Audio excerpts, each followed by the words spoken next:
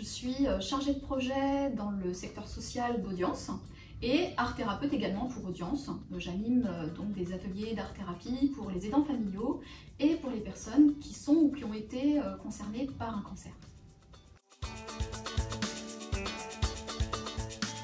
Donc déjà, je pratiquais par moi-même la méditation de pleine conscience.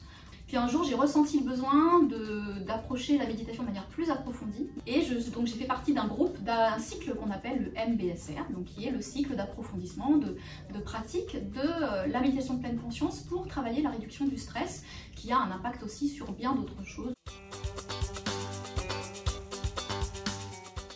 Alors la méditation, je vais parler de la méditation de pleine conscience en particulier, qui est une approche laïque en fait de la méditation, puisque la méditation vient tout d'abord d'une approche orientale, qui est religieuse, et donc quelqu'un qui s'appelle Jon Kabat-Zinn l'a laïcisé pour permettre de soigner, d'accompagner des gens à différents niveaux sur différents types de problématiques de santé. Voilà. Donc dans cette approche de méditation de pleine conscience, on va porter attention à l'instant présent. C'est pas plus compliqué que ça.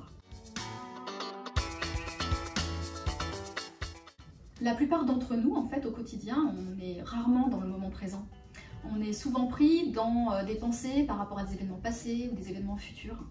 Avec la méditation de pleine conscience, on apprend à faire attention, à se poser dans l'instant présent, ce qui nous permet de ne plus être en pilote automatique dans notre vie, d'être guidé comme ça automatiquement par des schémas et des modes de fonctionnement qui nous échappent, et ne plus en fait être en réaction à soi, au mouvement des interactions avec les autres et du monde, mais plutôt à répondre avec un temps de latence, d'avoir une meilleure appréhension du monde avec plus de clarté.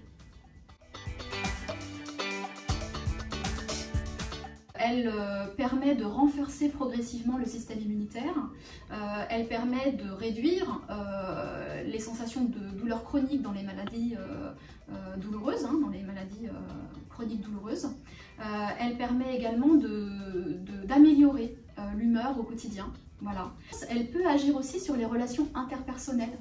C'est-à-dire le fait de mieux se rencontrer, de prendre le temps d'observer et d'avoir un temps de latence par rapport à ses propres réactions et de ne plus être dans la réaction, permet d'améliorer la communication. Et puis dans le travail au quotidien ou dans la vie, quand on fait des choses et qu'on se concentre, on va avoir une meilleure attention, une meilleure concentration au quotidien.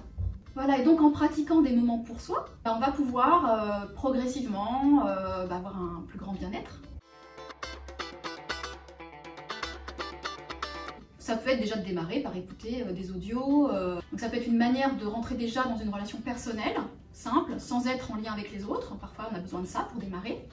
D'autres personnes vont préférer tout de suite avoir un groupe, parce que le groupe c'est vrai que c'est très porteur, et que moi j'accompagne en collectif pas mal de personnes. Le meilleur conseil c'est d'abord d'essayer de s'écouter un petit peu, et puis si c'est très compliqué de trouver, c'est d'aller déjà plutôt vers du collectif. Méditer finalement, le concept et la manière de faire n'est pas très compliqué en soi. Mais ça demande un engagement, une régularité, une persévérance, une bienveillance vis-à-vis de soi-même. Cette bienveillance, on ne l'a pas forcément toujours directement. Et être accompagné, être porté et être guidé dans cette rencontre-là et dans cette approche, dans du collectif, ça me semble assez judicieux pour démarrer une pratique. Et puis, il y a tout ce qui est la vie de tous les jours. En fait, on peut être en pleine conscience, et c'est même le but, progressivement, c'est d'être dans le présent, dans le monde, dans la relation à soi et aux autres, au moment présent. Voilà. C'est ce qui peut progressivement faire changer quelque chose dans la personne, sans intention première. Enfin, dans la pratique, en fait, on n'est pas dans une intention de changement, justement. C'est de laisser aller, de laisser venir, et d'accueillir ce qui se passe. Et progressivement, des choses peuvent bouger si on avait le souhait de bouger des choses dans sa vie, ce qui peut être tout à fait entendable.